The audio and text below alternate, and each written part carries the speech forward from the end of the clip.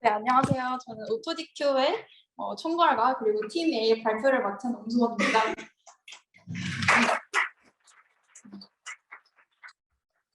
저희 슬라이드가 100페이지예요, 100페이지. 그래서 사실 근데 정말 알찬 내용들로 담았으니까 끝까지 집중하실 거라 믿습니다. 네, 우선 목차는 이렇고요. 제가 간략하게 오토디큐 태스크가 어떤 것인지에 대해 설명하고 그 다음에 팀 A, C, B 순서대로 발표를 진행하겠습니다. 네, 우선 네이버 파이낸셜이 어떤 회사냐. 그래서 제가 이게 제 핸드폰인데 제 핸드폰에서 네이버 페이를 켰을 때 나오는 화면을 캡처해봤어요. 그래서 여기서 크게 네이버 파이낸셜에서 하는 서비스가 무엇이냐 하면 세 개를 꼽을 수가 있어요. 첫 번째로는 네이버 페이를 사용해서 현장 결제를 하는 거랑 그리고 두 번째로는 QR 주문 결제 그리고 세 번째로는 네이버 쇼핑을 줄 수 있습니다. 그렇다면은 이제 오토디큐가 어떤 것이냐? 즉 오토매틱 데이터 퀄리티는 데이터의 품질을 자동으로 보정해주는 것입니다. 그래서 네이버 파이낸셜 측에서 저희한테 요청한 것은 만약 결제 내역이 들어오면은 사람들이 어디서 무엇을 그리고 어떠한 결제 수단으로 샀는지 알고 싶다고 하셨습니다.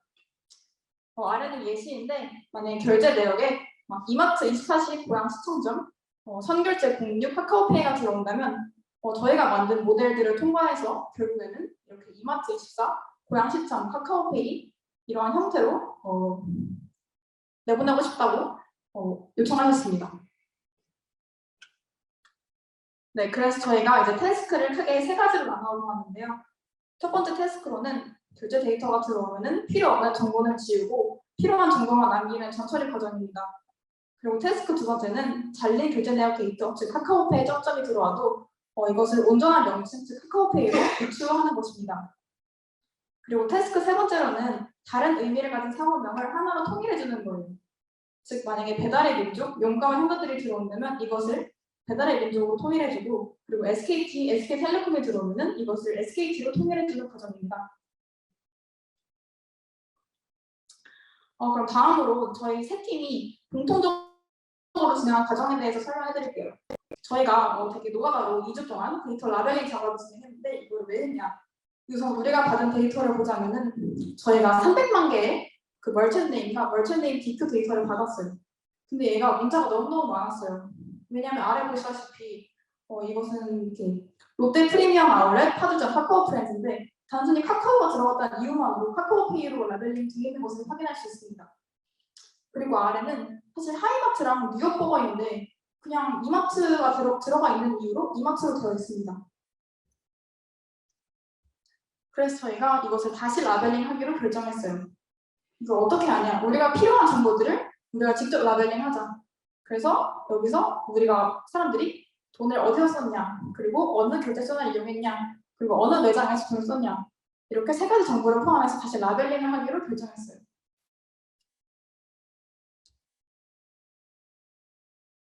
네, 저희가 우리의 기준을 다시 세워 다시 라벨링했다고 하는데 여기서 어떻게 했냐? 바로 스토어, 플랫폼, 페이, 코스트로 세분화를 했어요.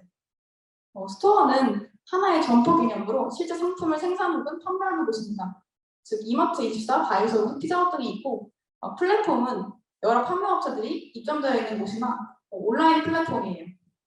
여기에는 현대홈쇼핑 그리고 마켓컬리 이런 것들이 있고 페이는 사람들이 쓰는 결제 수단을 예시로 들 수 있습니다. 즉 카카오페이랑 네이버페이, 토스페이 등이 있고 그리고 코스트는 그 앞에 세 가지에 포함이 안 되는 기타 비용들을 여기에 넣었어요. 즉 세금이나 아파트 관리비 등을 다 코스트로 처리했습니다. 네, 그리고 저희가 또 한 게 잘린 데이터명이랑 오타가 되게 많았어요. 이런 것들을 플랫폼 리바이즈드와 페이 리바이즈드에 따로 수정했습니다. 이 과정에서 한국어와 영어 상호명들을 통일을 시켰어요. 즉 여기서 아래 표에서 보시면은 만약 현대홈 그리고 영어로 현대홈이 들어온다면은 플랫폼 리바이즈드에 현대홈 쇼핑으로 적는 식으로 다 통일을 했습니다. 네, 그래서 이 마지막 표가 저희가 실제로 라벨링한 결과인데요. 만약에 막 홍콩반점 0410 가장 대중점 카카오페이가 들어온다면은 멀튼 스토어에 홍콩반점 0410 그리고 멀튼 페이에 카카오페이 그리고 얘가 잘린 데이터니까 페이 리바이즈드 카카오페이 이렇게 입력하는 식으로 다 모두가 라벨링을 했습니다. 네, 그렇다면 이제 그 다음부터 저희 팀이 어떻게 이 문제를 풀어나가는지에 대해 설명해드릴게요. 이거는 아까 제가 보여드린 건데 저희 태스크 3가지였죠. 그래서 저희는 파이프라인을 이 태스크에 입각해서 파이프라인을 짰습니다. 첫 번째로는 결제 데이터가 들어오면은 필요 없는 정보는 지우고 필요한 정보만 남기는 전처리 과정이었잖아요.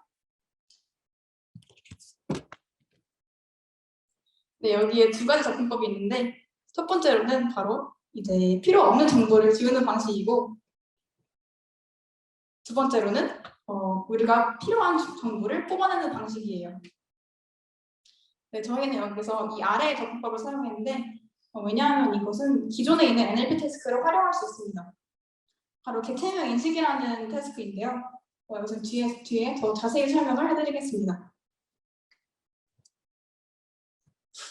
그리고 두 번째 태스크로는 잘린 교재 내역 데이터를 온전한 명칭으로 유추하는 것이었어요. 여기서 우리가 라벨링한 스토어, 플랫폼 리바이즈드, 그리고 페이 리바이즈드에 모아두었던 온전한 상호명과 정부에 등록된 모든 상호명 데이터를 이용했습니다. 이것들을 다 정답값으로 저장해두고 그리고 들어온 상호명과 비교를 해서 판별하는 방식으로 진행을 했습니다. 그리고 마지막 태스크가 다른 의미를 가진 상호명들을 하나로 통일하는 과정이었잖아요. 그래서 저희는 어떻게 했냐? 바로 같은 의미의 서로 다른 값들을 하나의 딕셔너리 내의 밸류 그리고 정답값을 키로 저장해두고 그래서 밸류에 있는 값들이 나오면은 이 정답값은 키로 변환해주자라고 생각을 했습니다. 네, 저희 파이프라인을 정리해보자면 만약에 이런 언클린 데이터, 즉 결제 내역이 들어온다면은 여기서 이제 스토어, 플랫폼, 페이, 코스트 등의 객체명들을 추출합니다. 그 다음에 이것들이 오타가 있는지를 판별하고 그 다음으로는 같은 의미의 상호명을 통일하는 방식으로 파이프라인을 짰습니다. 네, 그렇다면 저희 파이프라인 첫 번째 단계인 바로 객체명 인식에 대해 설명해 드릴 텐데요. 이게 바로 애니얼 모델이라는 것입니다. 그럼 애니얼이 뭐냐? 바로 Named Entity Recognition, 즉 객체명 인식이죠.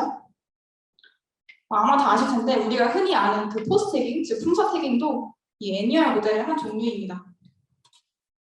그래서 저희는 이것을 응용해서 스토어, 플랫폼, 페이, 로케이션, 코스트를 인식하는 모델을 만들고자 했습니다. 네, 애니얼 모델도 결국에는 랭귀지 모델이어서 저희는 베이스 모델로 코일렉트라 베이스 버전 3을 사용했어요. 사실 일렉트라 모델은 버트 모델과 구조가 비슷해요. 근데 버트와 달리 토큰이 그 오리지널 토큰인지 아니면 리플레이스 토큰인지, 즉 마스크된 토큰인지만 구별합니다. 그래서 저희가 그 버트 모델 대신 일렉트라를 사용한 이유는 바로 같은 컴퓨팅 환경일 때 버트 모델보다 성능이 훨씬 좋습니다. 또 이런 네이버 애니얼 데이터셋에 대해서도 가장 좋은 성능을 보이는 모델이 바로 일렉트라 모델이었어요. 그렇다면 코일렉트라 모델을 가지고 우리가 어떻게 애니얼을 하게 할 수 있을까에 대해 설명을 드릴 건데 우선 저희가 아는 그 다중 분류랑 원리가 똑같아요. 즉 입력 문장을 다 토큰화한 뒤에 문장을 시작 끝에 이런 스페셜 토큰인 CLS와 SCP를 붙입니다. 그리고 두 번째로는 이것들을 모델에 넣고 그 모든 토큰에 대해서 모델 마지막 레이어에 출력을 뽑습니다. 그 다음에 이것들을 그 fully connected 레이어에 넣어서 그리고 분류해야 할 범주 수만큼 차원을 낮춥니다. 그리고 마지막으로는 소프트맥스 레이어를 통과시켜서 이 토큰이 특정 객체명에 속할 확률을 출력합니다. 그 다음이 바로 저희가 트레이닝셋을 만든 과정인데요. 저희는 BIO 태깅을 활용했습니다. 이게 뭐냐 하면은 토커나이저를 이용해서 각 스토어, 플랫폼, 페이, 로케이션, 코스트 단어들을 토큰 단위로 쪼개서 그 시작 토큰은 이 B를 붙여요. 그래서 BSTO, BPLF, BPay 이렇게. 그리고 그 뒤에 오는 모든 토큰들을 ISTO, IPLF, IPay 이렇게 붙입니다. 그리고 그 외 객체명이 아닌 다른 토큰들은 O로 태깅을 했어요. 그래서 아래 보시면은 저희 트레인 데이터가 생기는 과정인데 원본이 페이코, 오프라인, EDR, 진접 이마트점에 들어왔으면은 저희가 이제 라벨링을 해요. 페이코는 페이에 해당하고 EDR는 스토어, 그리고 진접 이마트점은 로케이션이요. 그 다음에 토커나이저를 사용해서 이것을 다 토큰으로 나누죠. 그 다음에 이 토큰들의 라벨들을 붙여요. 즉 페이코는 원래 하나의 단어인데 토큰으로 나눠줬잖아요. 근데 페이는 앞에 오는 토큰이니까 B페이, 그리고 샵샵코는 뒤에 오는 토큰이니까 I페이. 이런 식으로 다 토큰의 라벨링을 붙였습니다. 네, 이것은 바로 저희 NER 모델의 결과인데요. 사실 글씨가 작아서 잘 안 보일 텐데 제가 읽어드리자면은 일단 첫 번째로 막 이마트 에브리데이 인천대 입구역점 상품권이 들어오면 저희 모델은 스토어로 이마트 에브리데이를 뽑고 그리고 로케이션으로 인천대 입구역을 뽑습니다. 그리고 두 번째로 주 현대홈쇼핑 포맥스 한 번에 무기장을 넣으면 스토어는 포맥스 그리고 플랫폼에 현대홈쇼핑을 뽑아줍니다. 네, 꽤 상당히 괜찮죠? 그래서 저희가 확인한 바로는 스토어, 플랫폼, 페이 로케이션은 잘 인식합니다. 하지만 코스트는 라벨링 할 때 페이와 겹치게 라벨링한 것이 있어서 중복으로 인식하는 경우가 있었습니다. 이것이 왜이냐 생각을 해보면은 저희가 라벨링을 아무래도 15명이 나눠줬어요. 그래서 저희가 아무리 세부적으로 원칙을 세웠어도 당연히 변칙이 존재했습니다. 하지만 이거는 반대로 생각해보면은 추후에 더 통일성 있게 라벨링을 한다면 저희 모델의 성능이 훨씬 좋아질 것이라고 기대할 수 있습니다.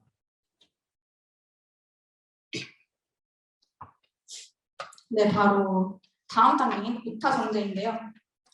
여기서는 잘린 데이터든 오타가 들어갔을 때 어떻게 할 것인가에 대한 답변입니다. 저희는 이것을 사람이 충분히 유추할 수 있는 정도면 고치자고 생각을 했어요. 그래서 정답값을 바로 라벨링을 토대로 모은 것, 그리고 전국의 사무명을 크롤링 데이터로 DB로 구축했습니다.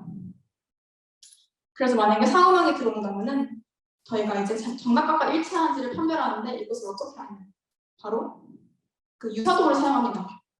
이때 유사도는 저희는 레벤슈타인 디스턴스를 사용을 했는데 이것은 단어의 의미는 철저히 배제한 채 단어의 생김새로만 각 두 단어가 유사한지 아닌지를 판별해요.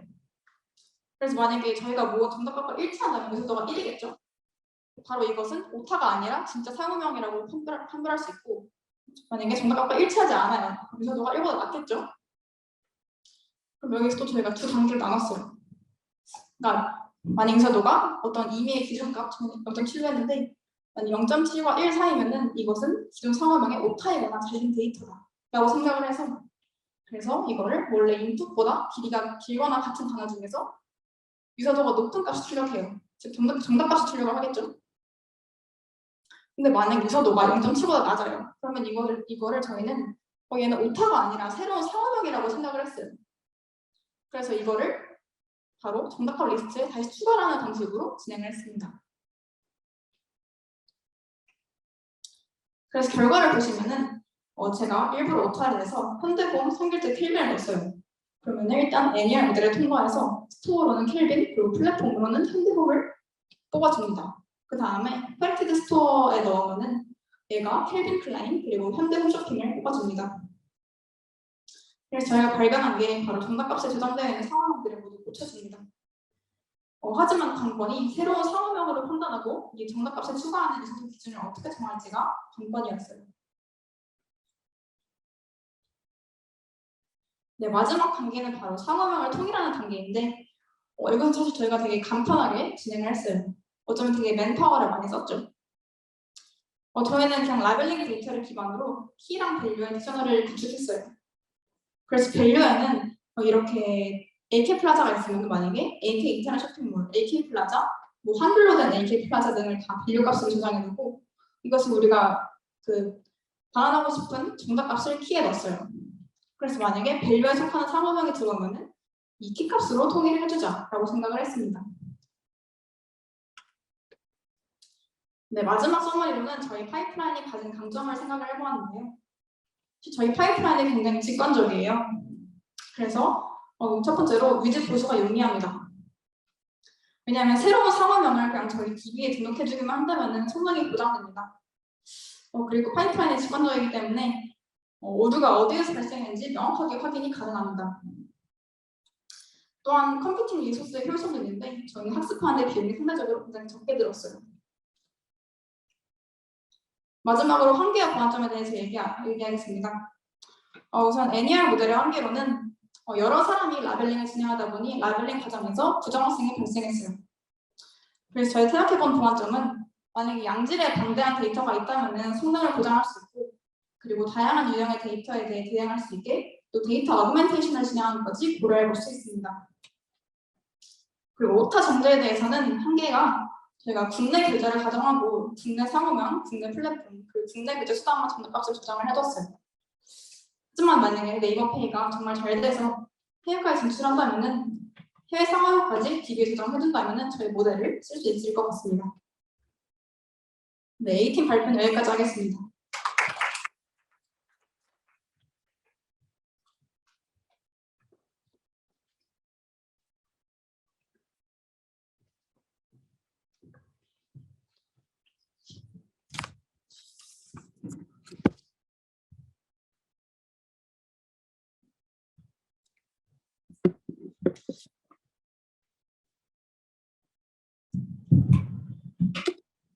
네, 안녕하십니까. 저는 C팀 발표를 맡게 된 국기 이성균이라고 하고요.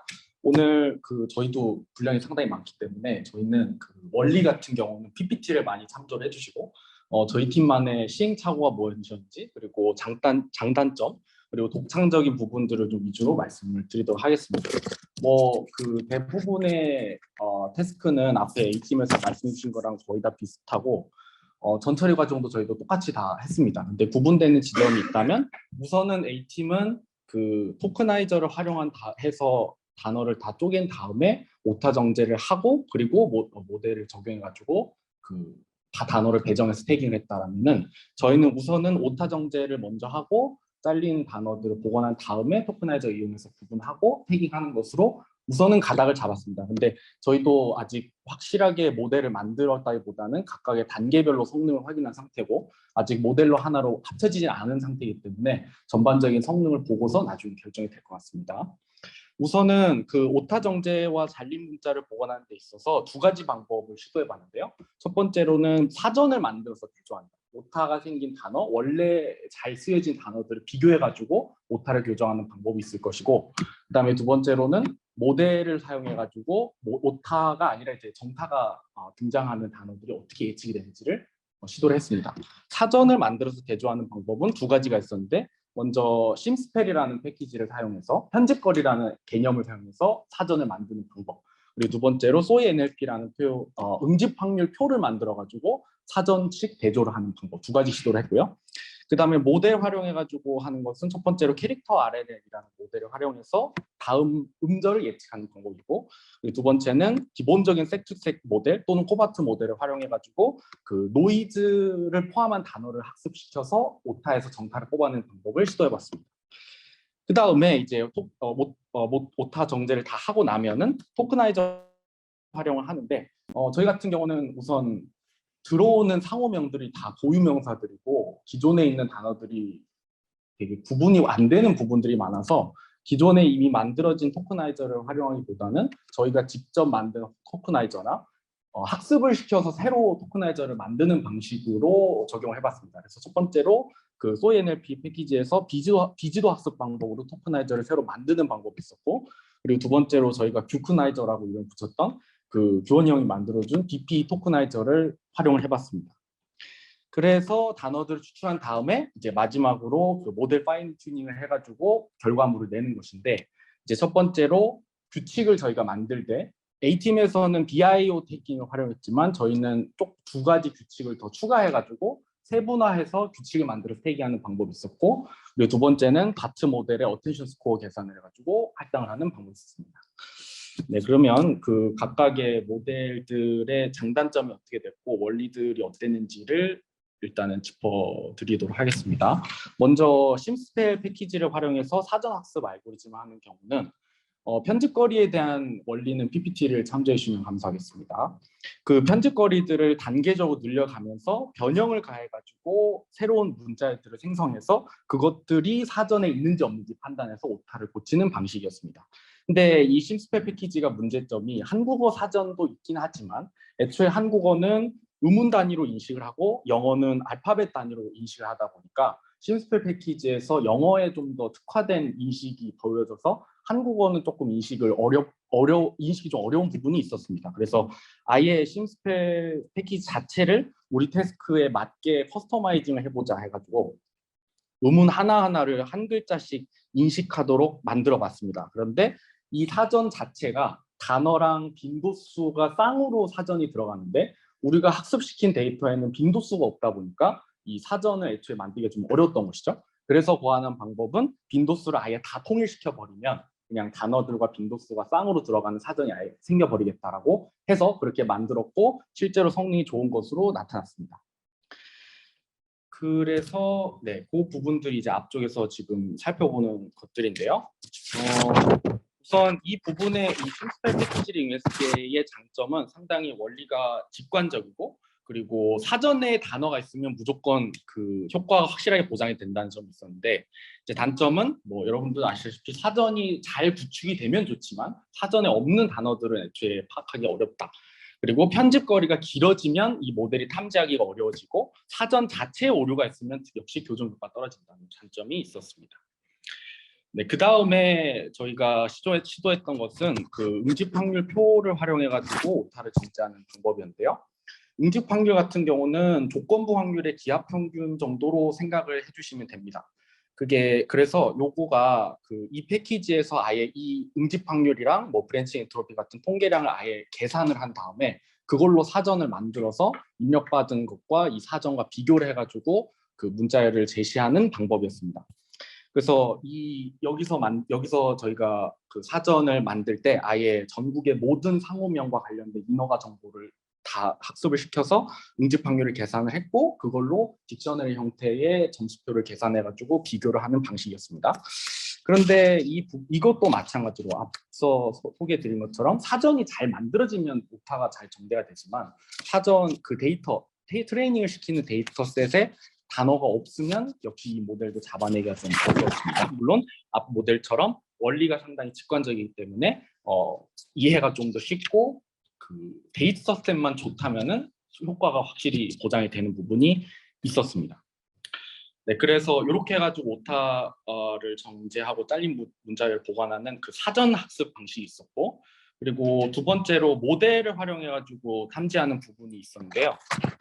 그 먼저 그 섹투색부터 말씀을 드리면, 섹투색은 뭐 인코더랑 디코더를 다 쓰는 것인데 여기서 중요한 점은 그 단어 자체에다가 노이즈를 부과해가지고 학습시킨 다음에 나중에 그 노이즈를 빼면서 우리가 원하는 정타를 출력을 시키는 방법이었습니다. 그래서 앞쪽에 인코더 쪽에서 입력 문장의 모든 단어들을 다 순차적으로 받은 다음에 하나의 벡터로 압축을 시키는 것이죠. 그리고 디코더에서 다시 노이즈를 없애가지고 우리가 원하는 글자들을 한 글자씩 순차적으로 출력시키는 방법이었습니다. 이거는 앞서 사전식 알고리즘이랑 다르게 좀 유연성이 좀 있어서 입출력 시퀀스의 길이를 다 좀 더 유연하게 처리할 수 있다는 장점이 있었습니다만은 얘도 그 희소하거나 새로운 패턴의 데이터들을 처리할 때는 역시 성능이 떨어지는 것을 확인할 수 있었어서 앞쪽의 알고리즘처럼 좀 대량의 데이터를 학습할 필요가 있었다라고 말씀드리겠습니다. 그리고 저희가 아직 시도를 해보지는 않았는데 그 캐릭터 RNN 부분 같은 경우는 그 RNN의 원리를 그대로 씁니다. 그대로 써가지고 해서 역시 그 모델을 활용해가지고 다음 그 단어를 만들어내는 것이기 때문에 성능을 어느 정도 갖추고 있고, 그리고 RNN이라는 원리 자체가 이미 성능이 보장돼 있으니까 저희가 원하는 태스크를 잘 실현할 수 있었던 것이죠. 근데 문제점은 요거는 그 우리가 원하는 태스크는 단어 단위로 학습을 시켜서 단어를 뽑아내는 것인데 요 캐릭터 RNN은 문장 단위로 학습하는 것에 좀 중점화돼 있었습니다. 그래서 우리가 이 모델을 좀 더 활용하려면 여기에 그 갖춰져 있는 구조들을 좀 우리의 태스크에 맞게 변형해 가지고 하는 과정이 좀 필요하겠다라고 말씀을 드리겠습니다. 네, 그 다음에 이제 토커나이저 쪽으로 넘어갈 텐데요. 저희 팀에서의 특징은 우리 태스크에 특화된 토커나이저를 아예 새로 만드는 방법을 선택한 것입니다. 그래서 첫 번째로 시도했던 거는 아까 말씀드렸던 그 소이 NLP 패키지의 그 응집 확률 표인데요. 그 응집 확률 표를 만들기 전에 이 소이 NLP 패키지에서 활용하는 토커나이저 자체가 기존에 있는 토커나이저를 활용하는 것이 아니라 그 데이터셋을 학습하면서 아예 토커나이저를 만드는 형식이었습니다. 근데 말씀드린 대로 그 데이터셋에 없는 단어들은 이 모델이 골라내기 어려운 부분이 있었죠. 그래서 그 BP 토커나이저를 시도를 했는데 이 같은 경우는 하나의 단어를 문자 단위로 쪼갠 다음에 그 스코어들을 다 계산을 해서 스코어가 가장 높은 두 연속된 문자들을 하나의 문자로 병합해서 단어를 만들어내는 방식이었습니다. 근데 그래서 그 구체적인 원리들 중에 중요한 부분들만 좀 보면은 이게 토크나이저를 만들면서 태깅을 같이 하는 방식이었는데요. 원래 앞에선 DIO 방식으로 세 가지 규칙만 써 있었지만 여기서는 S, 싱글톤이라고 해서 하나의 토큰이 곧 하나의 개체명인 것과 그리고 아예 끝나는 부분에 들어가는 글자들도 잡아낼 수 있도록 새로운 규칙을 넣었습니다.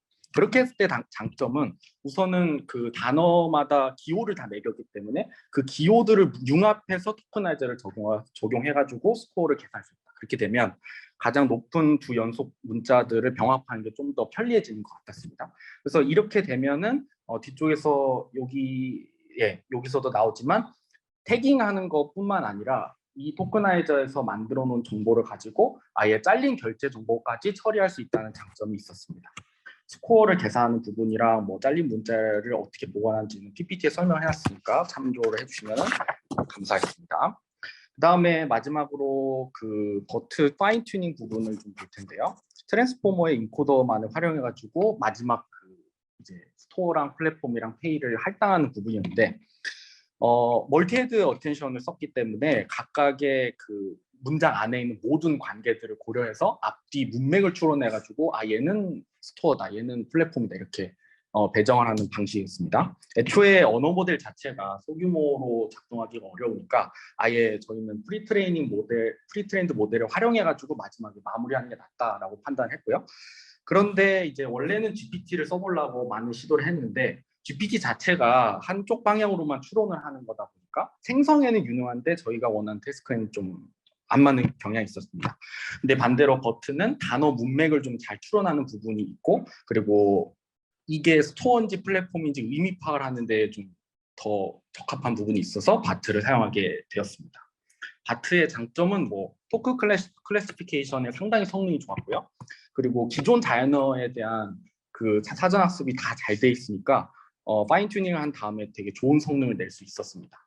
몇 가지 그 실험 결과를 잠깐 보시면은 여기에 이제 1번, 3번, 5번 그 B를 태깅한 부분들을 여기에서 소개를 하고 있는데 특히 example 4 부분에서 앞에 11번가 부분을 그 B 부분을 잘 골라내는 것을 확인해 보실 수 있습니다. 그리고 해보니까 그러니까 처음 부분을 잡아내는 것이 중간 부분을 잡아내는 것보다 더 잘 나온다는 것을 좀 알 수 있었습니다. 근데 이 모델의 조금 단점은 아무래도 모델 성능이 잘 나오는 입력 방식과 그렇지 않은 입력 방식이 있다는 것을 좀 확인했는데요. 그래서 이 모델을 좀 더 잘 활용하려면 이 모델에서 더 잘 작동하는 형식을 학습시켜서 정리해가지고 다시 그 모델을 교정하는 과정이 필요하겠다라고 생각을 했습니다. 그래서 네 가지 방식을 모두 실험해 보니까 형식적인 것도 역시 영향이 있었고 여전히 앞에 다른 알고리즘들처럼 처음 보는 단어들에 대해서는 상대적으로 태깅이 안 되는 문제점이 있었다. 그래서 그런 부분들을 좀 더 교정할 필요가 있었다는 걸 발견을 했습니다. 그런데 요 버트 모델에 또 이 부분에서 장점이 있다면은 아무래도 그 모든 데이터들에 대해서 모델이 다 로버스트 할 수는 없겠지만 버트로 우리가 적절한 형식과 적절하지 않은 형식 그리고 처음 보는 단어 뭐 이런 것들을 구분해낸다면은 모든 데이터를 가지고 학습시킬 바에는 차라리 모델이 약한 데이터에 대해서만 그 학습을 시켜서 비용을 줄이는 그런 장점이 있었죠.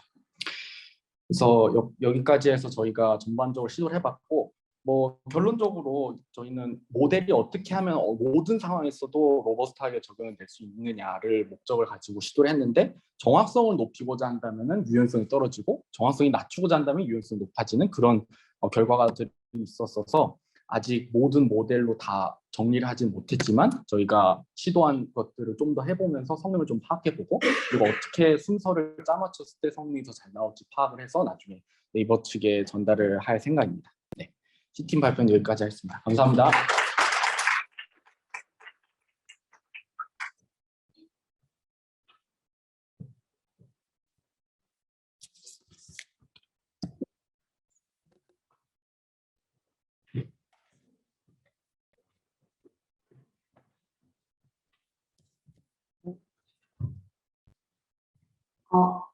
네, 안녕하세요. 저는 B팀 발표를 맡은 김수아진이라고 합니다. 네, 발표 내용은 여기 보이시는 목차와 같고요. 저희 팀의 진행 결과에 대해 말씀드리기 전에 어떤 방향성을 가지고 접근했고 왜 그런 결정을 했는지를 먼저 말씀드리고 넘어가고자 합니다. 일단 저희가 부여받은 데이터셋은 앞서 두 팀에서 잘 설명해 주신 바와 같이 단순한 룰 베이스 방식으로 구성되어 있는 것을 확인할 수 있었습니다. 근데 이 마이크가 났네요. 그래서 일단 보시면은 오분류된 데이터도 굉장히 많았고 지금 지속성 역시 조금 떨어지는 걸 볼 수 있었는데요. 예를 들어서 지금 크림은 크리스피 크림 도넛인데 크림이라고 나오고 있고 하이마트인데 이마트라고 분류하고 있는 등 오분류된 데이터가 굉장히 많았습니다. 또한 새로운 기업이 들어올 경우에는 굉장히 단순한 룰 베이스드 방식이기 때문에 기업 정보 추출이 아예 불가능하다는 단점을 가졌습니다. 그렇게 저희는 이러한 오분류 가능성은 줄이고 변용성은 높일 수 있는 방향으로 접근하고자 했습니다. 그래서 저희 두 가지 방법은 바로 이렇게 되는데요. 첫 번째 방법은 포스트 스트럭처럴 러닝, 즉 저희가 제안하는 것은 품사의 위치를 학습하는 모델입니다. 문자열 내의 품사 위치를 활용하여서 새로운 기업에도 적용 가능한 모델을 만들었습니다. 두 번째 모델은 섹터생 모델을 활용하여서 캐릭터 와이즈로 결제 내역을 넣으면 바로 정제된 문자열을 생성해주는 모델을 구축했습니다. 근데 두 방법 모두 초반 데이터 전처리가 필요하여서 일단 데이터 전처리 방법부터 설명해드리고 넘어가도록 하겠습니다. 저희는 앞서 두 팀과 같이 일단 라벨링 작업을 진행하였고 라벨링된 데이터를 기준으로 트레인 데이터셋을 구성하였습니다. 일단 이 데이터셋의 경우에는 SK텔레콤에 관한 데이터나 굿네치킨 같은 특정 상호명의 데이터가 굉장히 많이 분포하고 있어서 임밸런스가 조금 심했습니다. 따라서 저희는 기업당 데이터셋이 50개 미만인 데이터는 잘못 라벨링된 데이터라고 생각하여 제거하였고 3,000개 이상의 굉장히 많은 데이터를 가지고 있는 라벨의 경우에는 너무 많아서 3,000개를 랜덤으로 추출하여서 트레이닝셋을 구성하였습니다. 그리고 저희가 추가적으로 진행한 게 한 가지가 더 있는데요. 민월드를 뽑아내는 과정을 거쳤습니다. 여기서 민월드라고 하면 결제 내역을 띄어쓰기 단위로 토큰화한 뒤 기업 라벨이 결제 내역의 여러 토큰 중에 어떤 부분에 존재하는지를 찾아낸 것이었는데요. 이때 레벤스타인 거리를 이용하였습니다. 레벤스타인 거리란 아까 C팀에서 언급하였던 에딧 디스턴스 알고리즘과 같은 맥락인데요. 두 개의 문자열이 주어졌을 때 문자열 A가 문자열 B와 같아지기 위해서 몇 번의 연산을 거쳐야 하는가를 의미합니다. 그래서 여기 예시를 보시면 delegate라는 문자가 delete가 되기 위해서는 G와 A를 지워야 하기에 이때 연산 횟수는 2, 즉 레벤스타인 디스턴스는 2다. 이렇게 판단을 하곤 합니다. 이거 뒤로는 못 가네요. 아무튼 그래서 그걸 기준으로 민월드를 생성을 하였고 이제 자세한 모델 설명 죄송합니다. 그래서 그거 추가로 저희는 기업 샘플 스페이스도 구성을 하였는데요. 웹 크롤링을 통해서 전자공시 시스템의 기업 개원 기준 10만 개의 데이터를 구축하였고 이를 최종 아웃풋과 유사도 계산을 통해 가장 유사도가 높은 최종 결과값을 추출하였습니다. 이제 첫 번째 모델에 대한 설명을 진행하도록 하겠습니다. 첫 번째 모델의 경우 룰 베이스드 모델을 약간 더 발전시킨 모델인데요. 로버스트한 모델을 만들기 위해서 저희는 다음과 같은 과정을 하고 모델을 구성하였습니다. 저희는 결제 내역에서 기업, 상품명, 지점 정보 및 숫자 등은 다르게 나타나지만 해당 위치들이 결제 내역 어디에 위치할지는 비슷하게 나타날 것이라고 판단했습니다.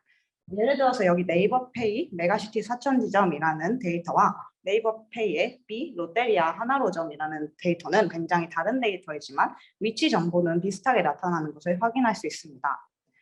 그래서 저희는 이러한 위치 관계의 유사도를 보기 위해서 품사들의 시퀀스 정보를 활용하였습니다.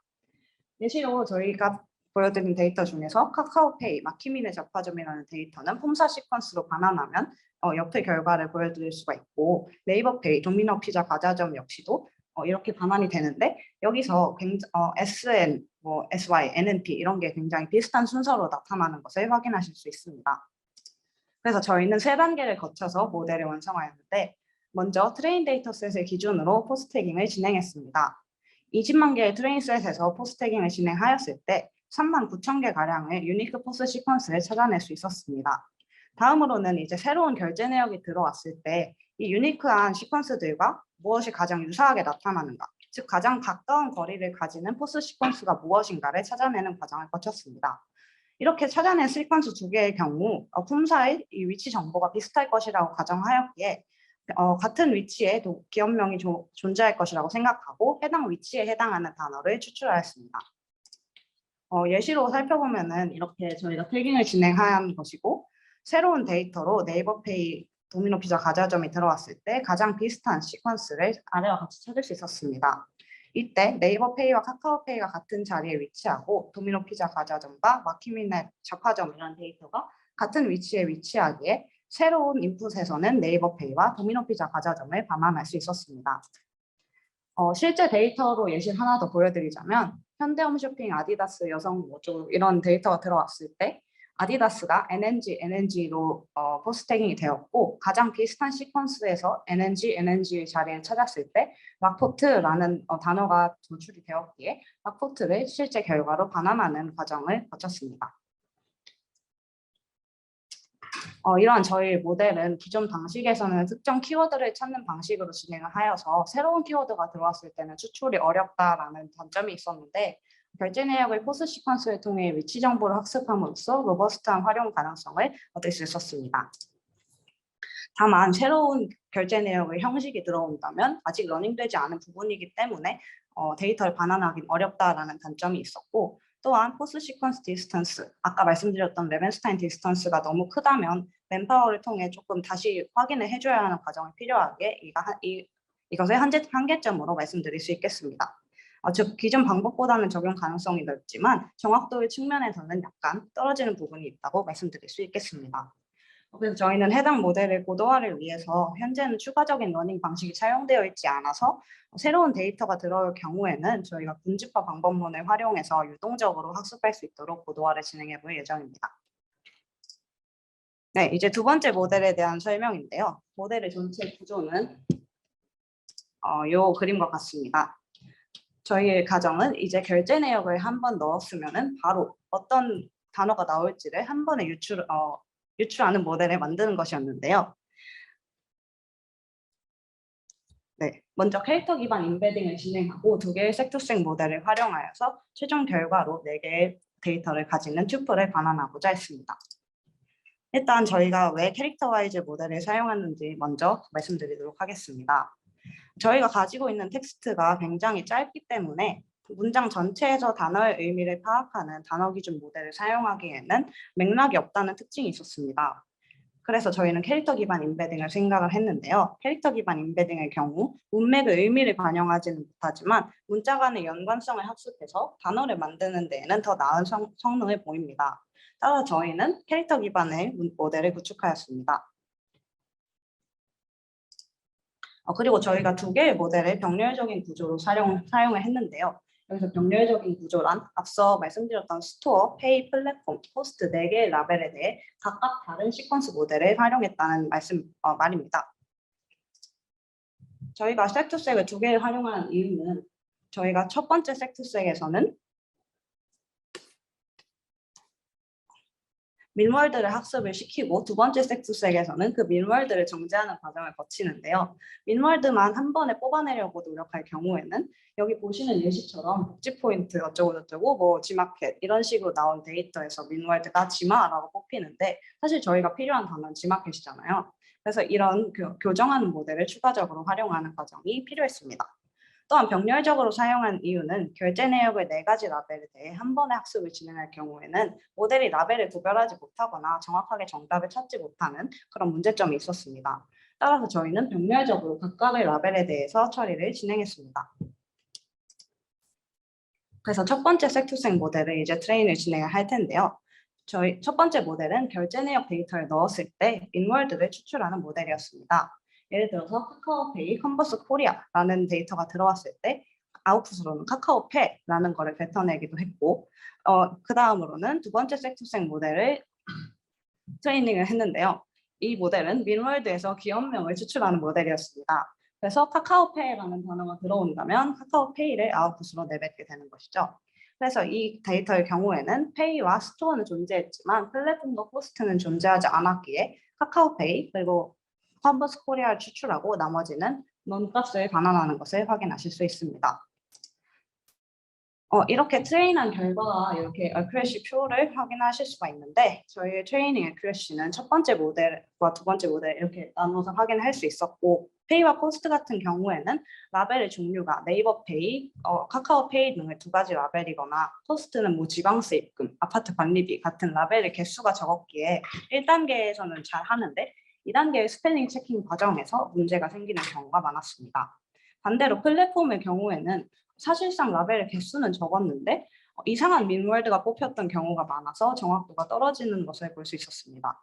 스토어의 경우가 저희가 생각했던 두 단계 학습 방법이 가장 잘 맞는 경우였는데요. 스토어의 경우에는 라벨 종류가 굉장히 많고 새로운 기업도 많아서 두 단계로 나누어 학습하는 것이 더 좋은 결과를 보였습니다. 마지막으로 저희는 이렇게 최종적으로 도출된 튜플을 샘플 스페이스와 유사도 계산을 진행하였는데요.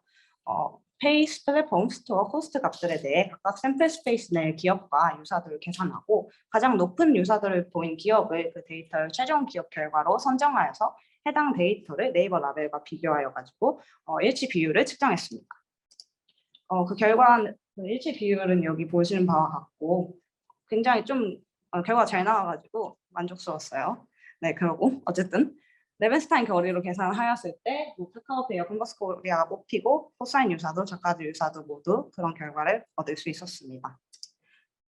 네, 그래서 저희 한계와 의의를 설명하면서 두 번째 모델에 대한 설명도 마치겠습니다. 한계점으로는 모두 트레인 테스트 과정이 네이버가 제시한 데이터를 기준으로 진행이 되었기에 정말로 완전히 새로운 형태의 데이터가 들어왔을 때에는 결과를 예측하기 어렵다는 점이 있습니다.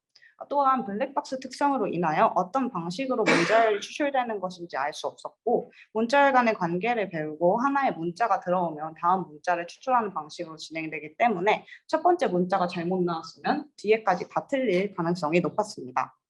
그럼에도 추가적인 태깅 과정이나 토크나이징 과정 없이 결제 내역을 넣으면 바로 최종 결과를 튜플로 얻을 수 있다라는 장점이 있고 중간중간 발생하는 결과물도 저장을 할 수가 있어서 다방면으로 활용 가능성이 높다는 장점이 있습니다.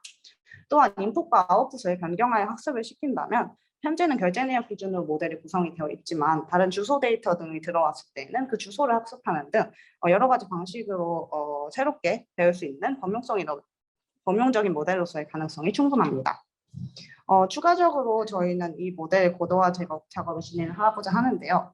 현재는 하이퍼 파라미터 튜닝을 완벽하게 진행하지 못해서 그 과정을 거치고자 하고 라벨을 변경하여 학습하여서 여러 가지 결과 역시 도출해 보고자 합니다. 마지막으로는 현재 인코더 디코더 구조에 LSTM을 활용하였는데 LSTM 대신 트랜스포머를 활용을 하여서 좀 더 고도화를 진행해 볼 예정입니다. 또 지금 두 개의 모델을 활용하여서 진행을 하고 있는데 두 개의 모델이 서로에게 영향을 받지 않고 트레이닝이 진행되어서 결과 간의 연관성이 조금 없는 부분이 있어서 그 두 개의 모델을 하나로 연결해서 한 번에 결과를 뽑아내는 모델까지 완성해 보고자 합니다.